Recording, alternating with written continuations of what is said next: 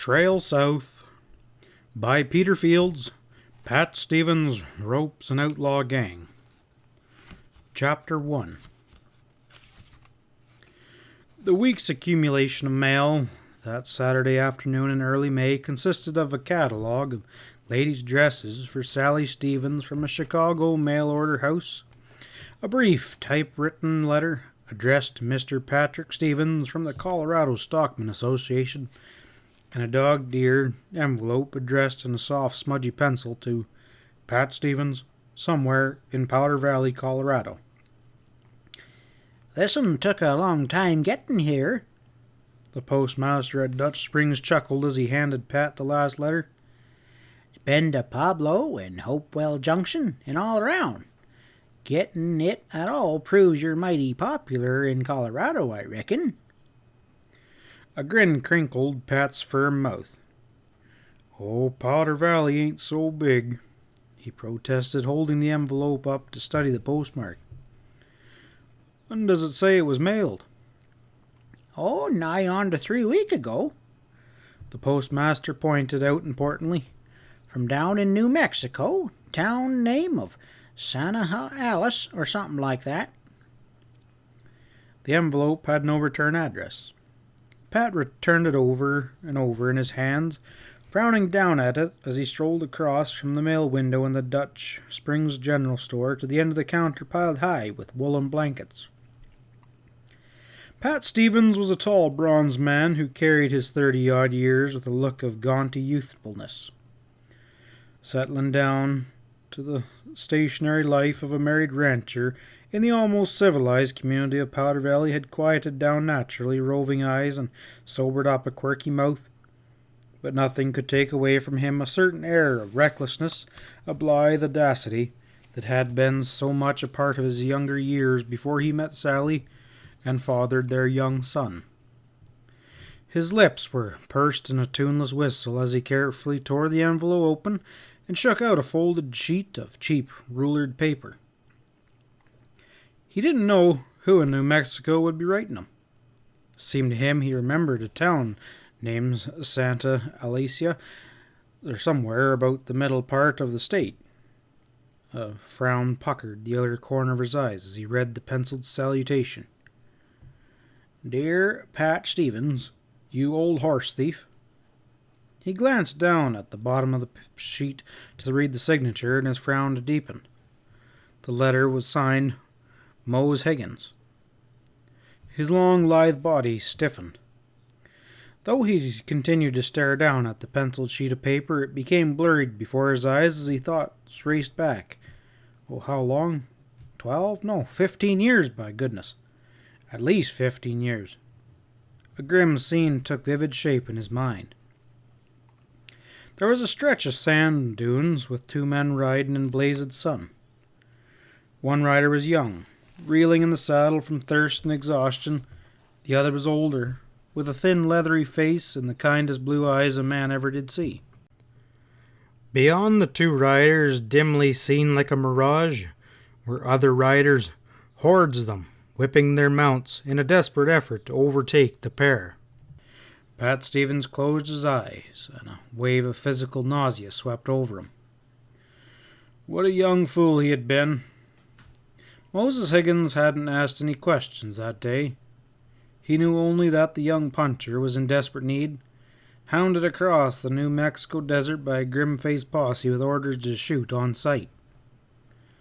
No, Moses hadn't asked him whether he was innocent or guilty, had refused to let him waste his breath telling the story of mistaken identity that sent the posse on his trail. To Moses, he had only been a fellow human being in need of succor, and Moses had defied the law and saved his life that day, had sent him onward that night astride a stolen horse. Pat Stevens shook his head slowly and then opened his eyes. Rudely penciled words leapt up at him from the page in his hands.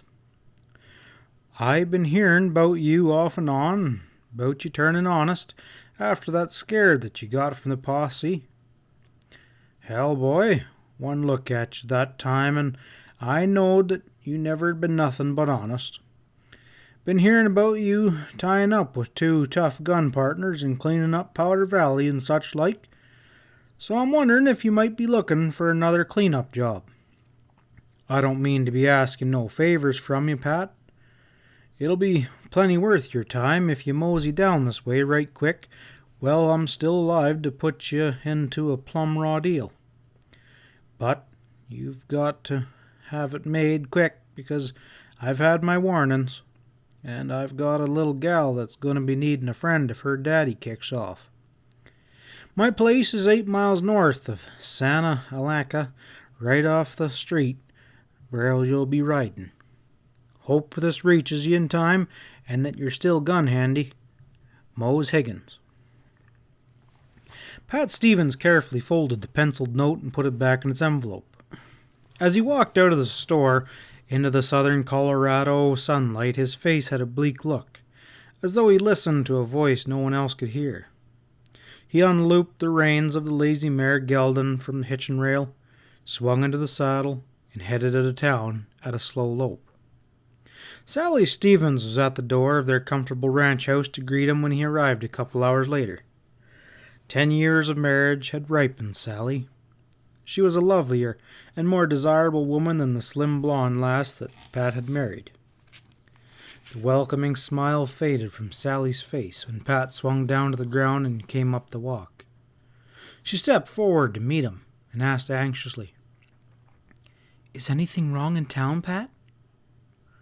He circled her shoulders in his right arm and looked down into her face and shook his head gravely, and he confessed, "I'm worried some about having to leave right in the middle of the spring work.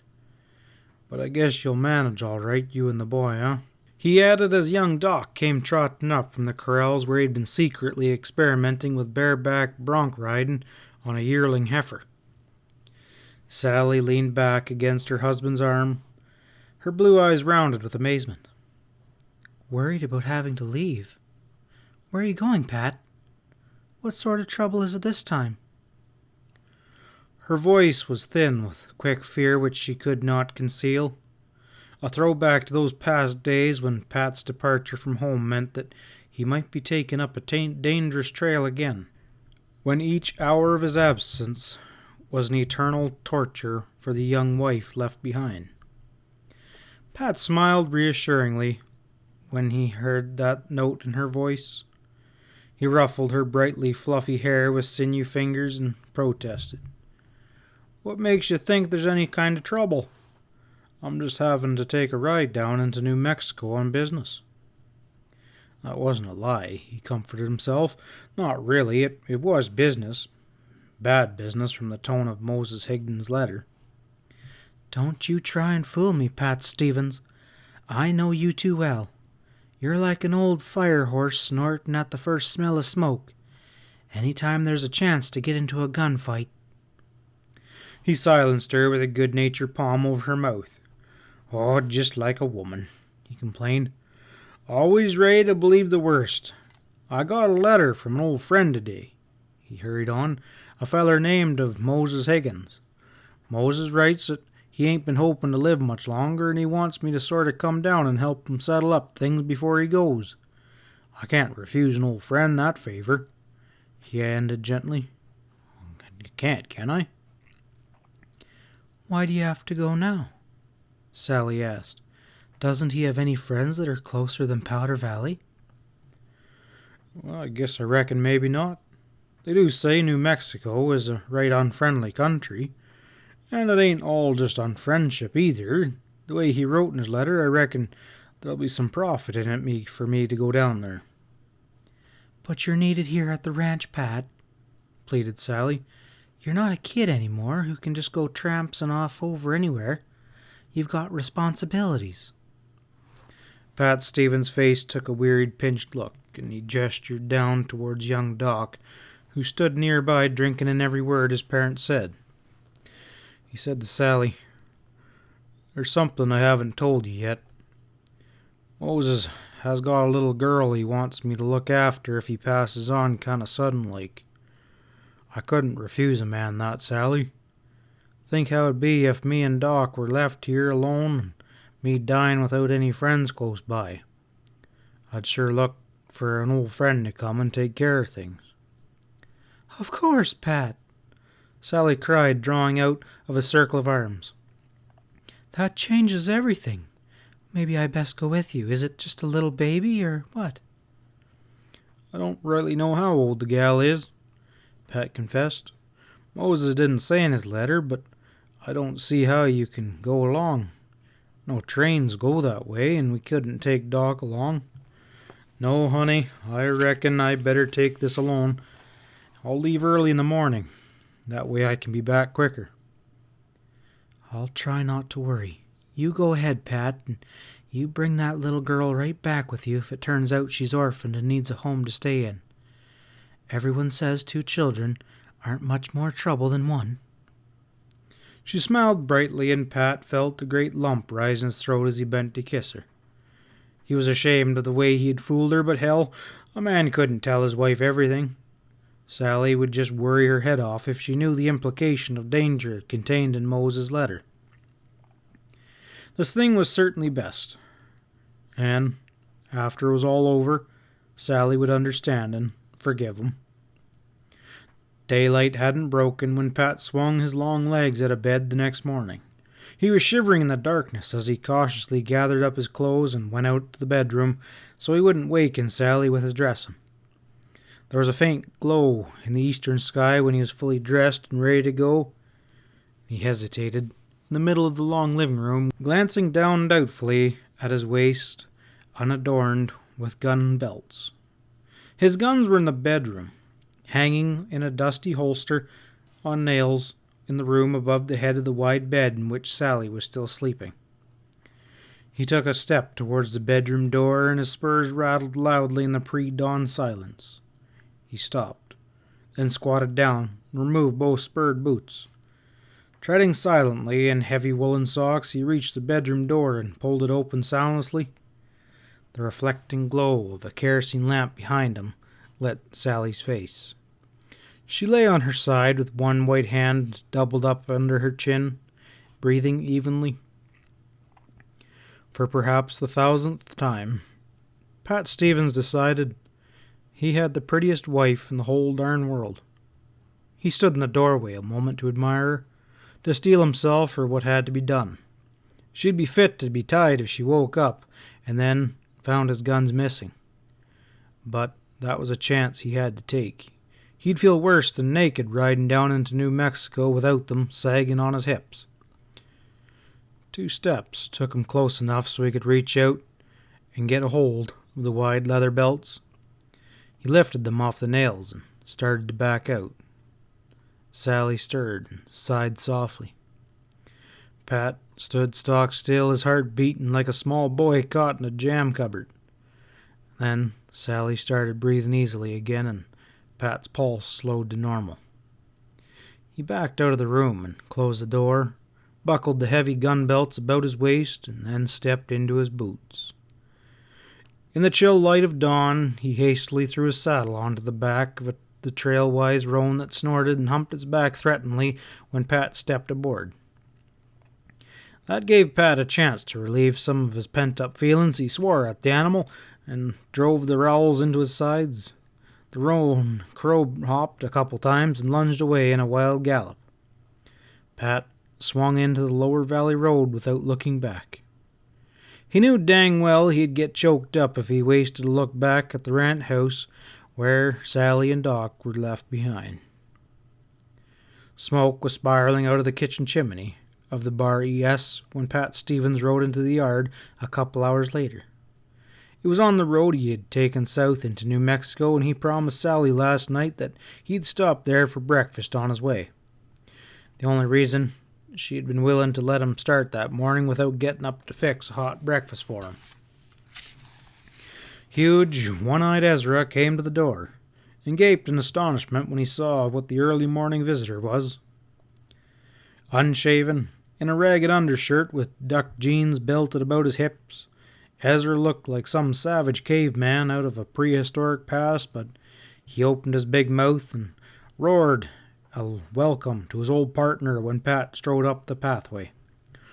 I'll dog my cats, he bellered happily. If and it ain't old Pat Stevens all dressed up like a Boy Scout with a pair of shooting irons strapped about his belly, just like he knows what they might be used for. He engulfed Pat's hands with a bone-crushing grip while his single eye gleamed happily in the early morning sunlight. From inside the kitchen came Sam Salone's querulous voice. "What's all your hooting out there about, Ezra? If we got company for breakfast, I gotta throw some more dishwater and flour into the flapjacks." Pat entered the hot kitchen with a grin. "I wouldn't have stopped here to eat if I knowed you old lobos were too lazy to milk a cow so that you could make some decent flapjacks," he greeted with the dark-featured, wiry little man. "Plumb shiftless, that's what it is." With a dirty flour sack tied about his waist, Sam beamed at him above a glowing hot wood range. "You set your carcass in a chair and stop shooting off your mouth. How come Sally untied you from her apron strings long enough for you to drape in here with some real dinings to get the inside of your belly coated?" The three men had been close gun partners for years past, forming a trio that was hard to beat in that country where the men who shot first were the men to survive. When Pat Stevens broke up the trio by marrying Sally and settling in the Lazy Mare Ranch in the upper Powder Valley, the other two partners had regretfully decided it was time for them too to take a vacation from action, and had set up a bachelor quarters on the Barrios Ranch lower down on the valley. There, all three had lived continuously for more than a decade. A contented and quiet life that had broken only sporadically by ventures remindful of past exploits, but they were still three to be reckoned with when they took to the trail of a desperado or a gang of criminals. One-eyed Ezra, with his gargantuan strength and his ability to carry out orders, small, dark Sam Salone with the nerve of a catamount and cunning of an Indian on the trail, sober, strong, and resourceful Pat Stevens, who had never been bested in a gunfight or a trail of wits. The three of them together formed a combination that had performed deeds already becoming legendary throughout the length and breadth of the untamed West. "Just heading down into New Mexico on a little jaunt," Pat told Ezra and Sam as he wolfed down crisp flapjacks and burned his guts with Sam's caustic coffee. "I got a letter from Moses Higgins at Santa Lisa yesterday asking me to drop in and say howdy." "So you just buckled on your pop guns and started riding?" snorted Sam. "Who the hell is Moses Higgins, the two-gun terror of the Badlands?" Soberly, Pat related the facts that concerned his acquaintances with Moses Higgins. "That was the time I ran foul of the law in Santa Fe on account I looked too much like a killer that made a specialty of busting old women over the head with his gun butt," he explained. "Moses hid me out and helped me steal a horse for a getaway, so I figure I owe him a favor if he asks for it." "And what kind of favor's he asking for this time?" Sam said suspiciously.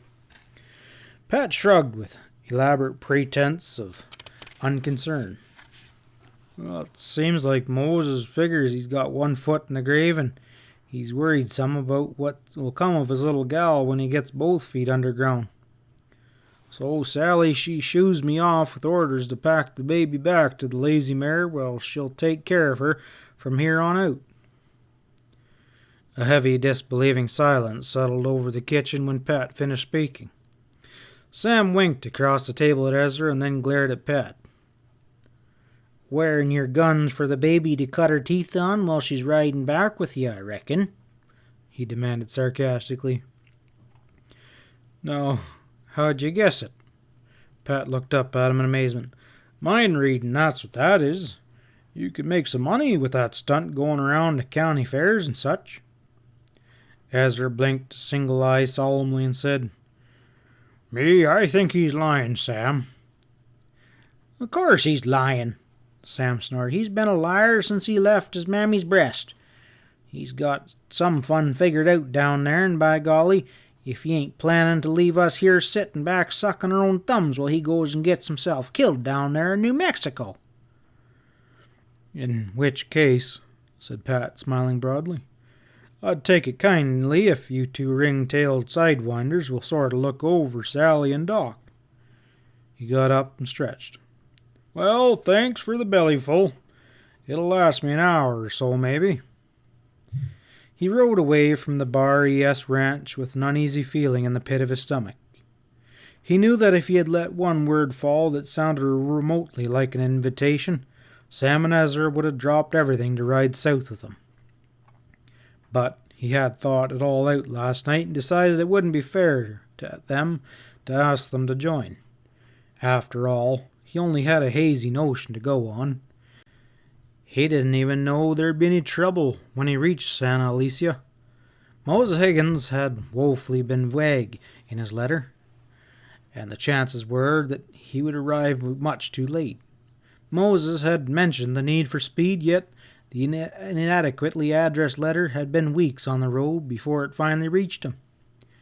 No, he would feel like all kinds of a damn fool if he let Sam and Ezra's hope get aroused and had them riding with him, just to have the whole thing fizzle out.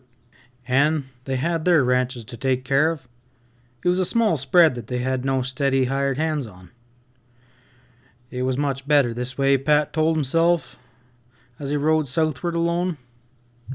It was his debt to Moses Higgins. It wouldn't be right to mix anyone else up in it. End of chapter 1.